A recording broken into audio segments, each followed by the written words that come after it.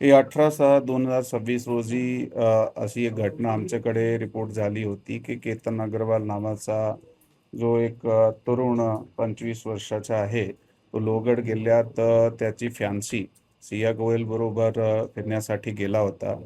आणि एक अपघात घडल्याने तो त्या ठिकाणून खाली पडला आणि खाली पडून त्याचा मृत्यू झाला. असा माहिती प्राप्त झाल्यानंतर पोलीस दल आणि तिथले सिव्हिल सोसायटीचे कॉर्पोरेशनने त्याची जे बॉडी होती त्याला बाहेर काढला आणि त्याच्यात एक एडीचा जे केस आहे ते दाखल करण्यात आला होता 36/2026 BNS कलम 194 प्रमाणे लोणावळा ग्रामीण पोलीस स्टेशनमध्ये. त्यात काही त्या घटना घडल्यानंतर जे काही इन्फॉर्मेशन पुढे तपासामध्ये आमच्या समोर आली आणि ते मेहताचे जे नातेवाईकाकडून जे आम्हाला काही गोष्टी समजल्या, तर एक सस्पिशन निर्माण झाला. त्या सस्पिशन च्या आधारे पुढील अधिक तपास गोपनीय माहिती आणि तांत्रिक यंत्रणे आहे त्याचा वापर करून करण्यात आला आणि त्यातून आमच्यासमोर निष्पन्न झाला की हा ॲक्च्युली त्या मयत केतन विशाल अग्रवाल ज्याच्याबरोबर लग्न ठरवला होता आणि काही दिवसाने लग्न होणार होता सिया गोयल त्याच्याबरोबर त्याचा नाता काही दिवसापासून वाईट झाला होता आणि त्याच्यात आपसात काही भांडणासारखे प्रकार सुद्धा झाले होते आणि याच्यात एक तिसरा इसम जे आहे तो चेतन चौधरी नावाचा आता होता आणि तो व्यक्ती ही सिया गोयलचे बरोबर त्या दोघांनी कट रचून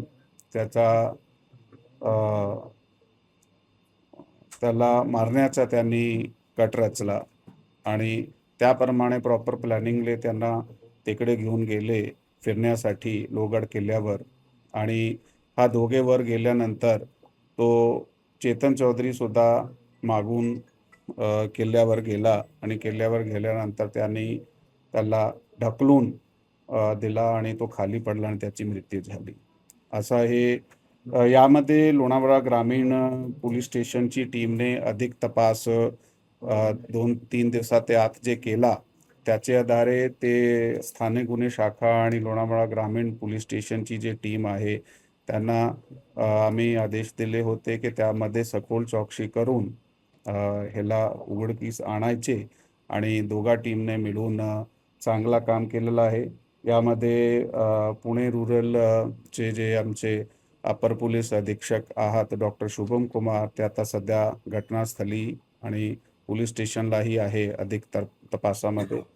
आणि ते त्या ठिकाणी SDPO गजानन टोंपे आणि लोणावळा ग्रामीण पोलीस स्टेशनचे पोलीस निरीक्षक तायडे साहेब आणि त्याच्याबरोबर स्थानिक गुन्हे शाखाची आमची जी टीम आहे त्याचे PI LCB Pramod Kshirsagar, PSI Sawant आणि त्याची टीम त्यांनी खूप चांगल्या पद्धतीने या गुन्ह्याचा तपास केला आणि हे गुन्हा उघडकीस समोर आणला.